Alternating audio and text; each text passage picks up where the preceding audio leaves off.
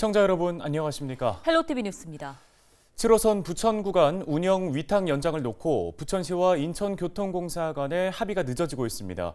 지난주 국토교통부 대도시권 광역교통위원회 중재안에 두 기관이 합의했다는 보도가 나왔다가 인천교통공사가 관계기관 회의에 참여했던 내부 직원이 잘못 서명한 것이라며 합의를 부인한 바 있는데요. 상황이 좀 복잡해 보입니다. 네, 도대체 어떤 상황인 건지 이관성 기자를 연결해서 좀 자세한 내용 들어보겠습니다.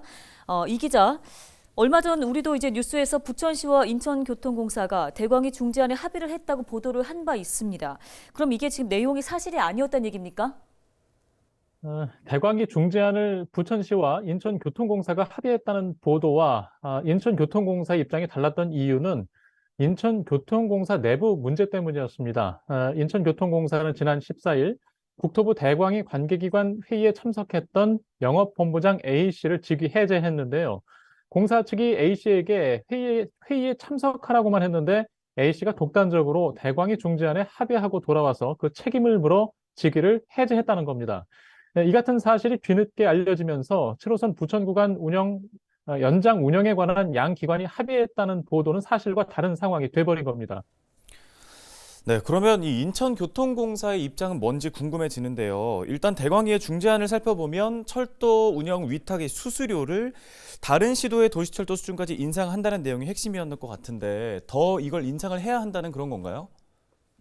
수수료 인상에 대한 인천교통공사의 추가적 언급은 없습니다. 다만 인력을 추가 투입해야 한다는 입장인데요. 인천교통공사는 7호선 부천 구간 운영을 연장하려면 안전 인력을 추가 배치하고 또 부천 구간에서 발생하는 과징금을 부천시가 부담해야 한다는 의견을 갖고 있습니다. 대광이가 제시한 중재안에는 이런 내용이 빠져 있어서 합의할 수 없다는 것입니다. 예, 안전 인력이 더 필요한다는 건 이해가 갑니다. 그런데 일단 부천 구간에서 발생한 과징금을 부천시가 부담을 해야 한다. 그러니까 인천교통공사가 운영을 하다가 과징금을 내야 할 상황이 생기면 이게 부천시가 부담을 해달라 이 얘기입니까? 네, 정황상 부천시가 과징금을 부담하거나 또 그만한 예산을 더 늘려달라는 요구로 보입니다. 과징금은 보통 정부나 지자체가 행정 의무를 위반한 대상에게 부과 징수하는 벌금 같은 것인데요. 중대재해처벌법에서 처벌하는 벌금 등과는 다른 것입니다. 얼마 전 국토교통부가 지난해 열차 궤도 이탈과 직원 사망 사고 등 철도 사고 발생에 책임을 물어서 코레일에 18억 원의 과징금을 부과한 바 있는데 이 같은 성격의 행정 제재금으로 보시면 됩니다. 문제는 철도 운영 기관이 아닌 시설 소유주인 부천시가 과징금을 부담해야 한다는 시각인데 이게 가능한 것인지는 확인이 필요한 상황입니다. 네, 부천시는 인천교통공사의 지금 이런 요구를 그럼 받아들이는 분위기입니까? 부천시도 안전인력 투입 등 비용 증가에 대해서는 추가 검토를 하는 것 같습니다. 그런데 과징금 부담 부분에 대해서는 이해가 가지 않는다는 표정입니다. 앞서 얘기했던 대로 철도 운영 주체가 아닌 시설 소유주로서 부천시가 과징금을 부담하는 게 맞는지 수용하기 어려운 것입니다. 인천교통공사와 부천시는 7호선 부천 구간 운영 연장 관련 세부 사항을 논의하고 있는데요. 아직까지는 양 기관 간 의견 차이가 좁혀지지 않고 있습니다. 예, 7호선 부천 구간 철도 면허 종료 기간 이제 한 달여밖에 남지 않았습니다. 좀 서둘러야 할 것 같은데 어떤가요? 부천시가 만약 인천교통공사의 이 같은 요구를 받아들이지 않는다면 이 국토부 대광이 등 상위기관의 추가 중재가 있을 수 있고요. 이마저도 어렵다면 이 부천시가 법원에 7호선 운영 중단 가처분 신청에 나서며 대응할 가능성도 있습니다. 상황이 어떻든 지금 시급한 상황입니다. 네, 알겠습니다. 오늘 소식은 여기까지 듣겠습니다. 보도국 이관성 기자였습니다. 다음 소식입니다. 민선 8기 김포시가 두 차례에 걸쳐 대규모 시민 설명회를 열었습니다. 이 자리에서 김병수 김포시장은 시민들의 요구에 일문일답했는데요. 네, 시장을 만난 시민들은 과연 어떤 바람들을 꺼냈을까요? 이세진 기자가 정리했습니다. 여러 차례 혐오시설 건립 예정지로 거론됐던 북부권. 민감한 반응들이 터져 나옵니다. 가수정말 처리장을 하면서 무엇을 해주는지 도대체 모르겠고 월급 같은데 지금 대기가 수박 처리장 한다고 그러는데 우리가 언제까지 이거를 참아야 될지 모르겠고 소금 메리키라든지 열병화 또 최근에 강력 소각장 그다음에 또 산업단지가 크게 자리 잡고 있습니다. 소박이들, 그다음에 자연불학에 대한 어떤 저기는 없는 것 같습니다. 그러다 보니 상대적으로 저희들이 역차별을 받는 것 같고. 이런 민원에 김포시는 시 정책의 한계를 설명하면서도 피해 지역에 대한 보상은 빼놓지 않겠다고 약속했습니다. 제한된 예산으로 쓸 때는 많고 이러다 보니까 이제 우선순위를 정하게 되고 그러다 보니까 조금씩 이렇게 미뤄지는 경우가 있긴 한데요. 소극장하더라도 정말 피해 없이 할 거고 이제 그 어디 될지 모릅니다만 하더라도 그 혹시나 뭐 거기서 재원 생기면 전부 다 저 주민한테 할 수 있도록 최대한. 남부권에서는 고질적인 민원이 앞섰습니다. 골드라인 과밀 문제도 빠지지 않았고 지금은 차를 2세대 보내요. 그러면 고층 같은 데는 진짜 또 어거지로 타고 그냥 비명소리 들리고 내년 9월에 뭐 6편성 증차하는데 과연 그것 갖고 해결이 될 건가. 학교 신설을 두고도 말이 오갔습니다. 한 번에 28명이 넘으면 감이랄 건데 34명, 37명까지도 있습니다. 이런 것 때문에 이사를 가시는 분들도 많이 있는데 저희가 LH 미분양 부지들 많이 있는데 이번에 정리하면서 사실 조금 협의 중이긴 합니다만은 이 부지를 저희가 싸게 살 수 있는 방법을 찾고 있어요. 청년이 향유할 수 있는 공간이 없다는 청년 시민의 지적에도 시장의 답변이 이어졌습니다. 청년들이 향유할 수 있는 공간과 프로그램들이 많이 부족하다라는 의견입니다. 이 청년들이 와서 보고 즐기고 누릴 수 있는 공간이 없는 거 저 100% 동의합니다. 그래서 저희가 앞으로 그 부분 집중적으로 보고 있습니다. 이 밖에 시민들은 문화 체육시설이 부족하다고 지적하거나 지역 간 균형 발전을 요구하기도 했습니다. 김포시는 이번 설명회에서 나온 시민 의견을 모아 시 정책 방향을 정하는 데 활용할 계획입니다. 헬로티비 뉴스 이세진입니다. 정부와 관계 지자체가 서울 지하철 5호선 연장 사업을 서둘러야 한다는 목소리가 지역사회 안에서 커지고 있습니다. 18일 김포와 인천 검단 지역 시민단체 6곳은 서울 지하철 5호선 연장에 관한 공동 성명을 내고 5호선 연장 사업을 서두르려면 관계기관이 제 역할을 다해야 한다고 지적했습니다. 이들 시민단체는 정부와 대도시권 광역교통위원회는 5호선 연장을 위해 지금보다 적극적인 중재 역할을 해야 하며 김포시와 인천시는 경제성이 있고 가장 빠르게 추진할 수 있는 노선으로 신속하게 합의해야 한다고 요구했습니다. 또 정부가 콤팩트시티 입주 시기에 맞춰 5호선 연장을 추진하겠다고 약속한 만큼 5호선 연장 사업은 예비 타당성 조사 대상에서 면제돼야 한다고도 덧붙였습니다. 배경현 포천시장이 원희룡 국토교통부 장관을 만나 GTX 2노선의 포천 연장 등에 대해 적극적인 지원을 요청했습니다. 배경현 시장은 GTX 2노선 포천 연장과 포천 초원 고속도로 조기 착공, 육군단 군부대 이전 등 포천의 주요 사업에 대한 추진을 건의했고 함께 참석한 이현종 강원 철원 군수와 최춘식 국회의원은 포천 철원 고속도로 조기 착공을 위한 시민 서명부를 전달했습니다. 원 장관은 수도권 균형 발전을 위해 낙후된 수도권 북부 지역에 대한 적극적인 지원이 필요하다며 포천시 현안에 대해 적극 검토하겠다고 말했습니다. 오는 2050년 탄소 중립 달성을 목표로 정부와 지자체가 각기 대책 마련에 분주합니다. 무엇보다 일상의 실천이 가장 중요한 만큼 시민들도 힘을 보태는 모습입니다. 이정아 기자가 현장 취재했습니다. 부천의 한 산업단지, 뿌연 하늘이 답답하게 느껴집니다. 자원순환 정책 강조에도 불구하고 쓰레기 불법 무단 투기는 여전히 일상에서 발생하고 있습니다. 그나마 남은 도심 녹지였던 부천 대장 지역마저 대규모 개발로 조만간 사라질 예정입니다. 환경과 기후위기에 대한 지역사회 차원의 대책이 점차 늘어나는 이유입니다. 부천에서 최근 시민들이 모인 탄소중립 실천연대가 첫 발을 뗐습니다. 이른바 탄소중립. 지구온난화 등 기후위기에 대비해 이산화탄소의 실제 배출량을 0으로 만들겠다는 정책입니다. 부천연대는 공동주택 태양광 설치 등 시민이 자발적으로 참여할 수 있는 캠페인 활동에 주력할 계획입니다. 본격적으로 시민사회단체 그리고 저희 같은 NGO 단체랑 같이 합류해서 부천의 그 탄소중립 실천을 같이 하려고 하고 있고요. 탄소중립이 완성될 수 있는 그런 도시를 만들려고 한번 각오를 하고 있습니다. 이미 2년 전부터 부천 공공기관에서는 스팸 메일을 삭제하는 운동을 펼치는가 하면 중고교복은행이나 노후경유차 폐차 등도 지원하고 있습니다. 또 유통업체는 종이 대신 휴대폰을 활용한 전자 형태 영수증 발행에 참여하고 있습니다. 주민들도 관심이 큽니다.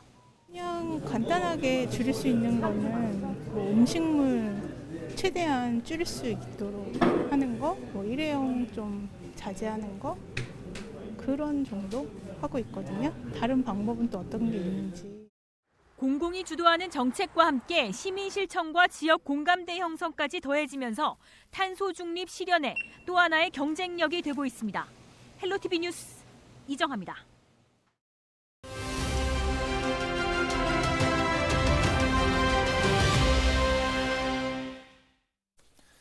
다음 소식입니다. 인천시에서 최근 아동 학대 사망 사건이 잇따라 발생하면서 재발 방지 대책을 마련했습니다. 서혜정 아동학대 피해가족협의회 대표와 관련 이야기 나눠보겠습니다. 대표님 나와 계십니까? 네, 안녕하세요. 예, 인천에서 잇따라 발생한 아동학대 사건으로 아동학대 방지 시스템의 허점이 적나라하게 드러났습니다. 먼저 일련의 사건들 어떻게 보고 계십니까? 인천시는 위기아동 전수조사 대상을 확대하고 아동 안전망 강화 방안 및 예방 대책을 시행하겠다라고 했는데요. 아동학대 징후를 발견했지만 사실은 손 놓고 수습안간해서 이 아이가 결국은 사망에 이르게 된 거거든요. 아이는 부모 개인의 소유물이 아닌 한 명의 그 작은 인격이에요. 작고 소중한 인격체인데 이거에 대한 그 인식 전환 운동이 저는 더 필요하다고 보고 있습니다. 그 대책은 사실은 사후 약방문인 격이죠. 이미 아동은 사망은 했는데 그리고 앞으로도 인천에서는 또 인천뿐만이 아니라 우리나라에서는 아동은 또 사망을 할 거거든요. 저는 그렇게 보고 있습니다.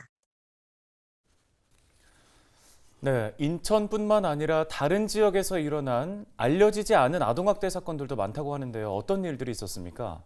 얼마 전에 충남에서 그 2건의 아동학대 사건이 있었어요. 장애가 있는 7살 딸을 20일 동안 스스로 아무것도 할 수 없는 아이를 방치해서 결국 그 아이는 법률 용어로 말하자면 아사이고요. 또 하나가 뭐냐면 이제 태어난 지 44일 밖에 되지 않은 아기, 잠을 자지 않고 울고 보챈다는 이유로 그렇게 어린 아기를 학대해서 숨지게 했거든요. 이 두 사건, 아사는 징역 20년이었고요. 그 다음에 학대해서 44일 된 아기를 학대해서 사망하게 만든 사건은 겨우 징역 15년이었습니다.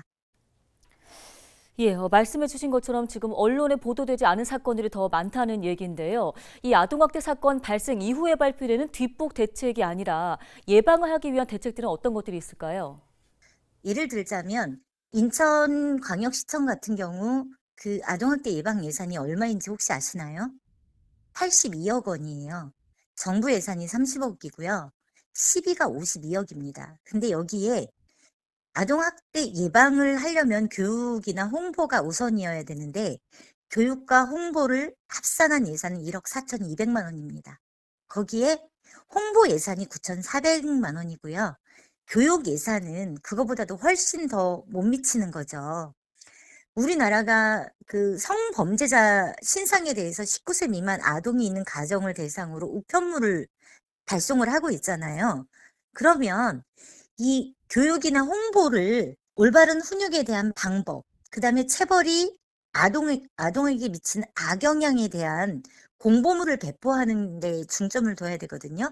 근데 이런 거는 지금 전혀 이루어지지 않다는 거죠. 그냥 사후 약방문식으로 이거를 더 강화하겠다, 그다음에 홍보하겠다, 대책 마련하겠다, 아동 안전망 구축하겠다 이렇게 하지만 결과적으로는 그거에 대한 강화 방안은 이미 사망한 아이를 중심으로 한 거지 앞으로 사망 사건이 일어나지 않게 하는 거에 대한 그 중심은 없어요. 네, 알겠습니다. 오늘 도움 말씀 여기까지 듣겠습니다. 아동학대 피해가족협의회 서혜정 대표였습니다.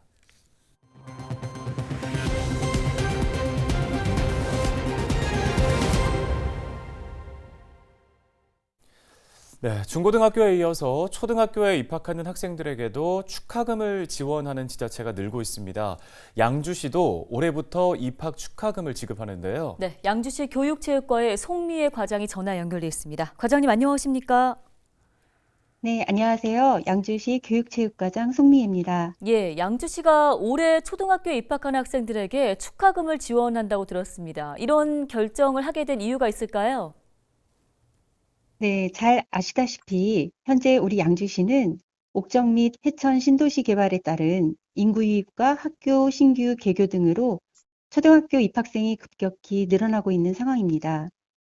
이에 따라서 교육복지 보편화와 학부모 부담 완화는 물론 지역 사랑 상품권 이용으로 지역경제 활성화까지 도움이 되고자 지난해 관련 조례 제정을 통하여 지원을 결정하게 되었습니다. 네, 양주시에서 몇 가구에 이번 혜택이 좀 돌아가게 될지 궁금한데요. 신청 접수 기간 그리고 대상도 한번 소개를 해주실까요? 약 2,300여 명의 혜택이 예상되는 초등학생 입학 축하금은 입학일부터 신청일까지 양육자와 함께 양주시에 주민등록을 두고 관내 초등학교에 1학년으로 입학하는 학생이 대상이 됩니다.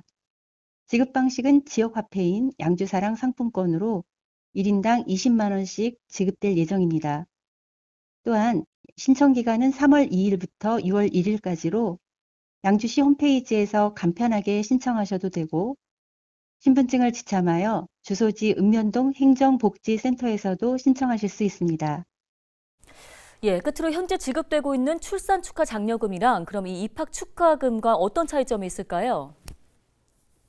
네, 출산 축하 장려금은 출산 장려와 생애 초기 아동 양육에 따른 경제적 부담을 경감하기 위한 사업으로 자녀 수에 따라 차등적으로 지급하고 있는 반면 초등학교 입학 축하금은 초등학교 입학하는 자녀를 둔 양주 시민들의 교육비 경감을 위한 사업으로 초등학생 1인당 20만 원씩 동일하게 지원됩니다. 또한 우리 양주시는 다음 달부터 실시하게 될 입학 축하금이 교육 공공성 강화는 물론 전반적인 교육복지 수준을 높이는 데도 기여할 수 있을 것으로 기대하고 있습니다. 네, 말씀 여기까지 듣겠습니다. 양주시 교육체육과 송미애 과장이었습니다. 헬로티비 뉴스가 오늘 준비한 소식 여기까지입니다. 네, 시청해주신 여러분 고맙습니다.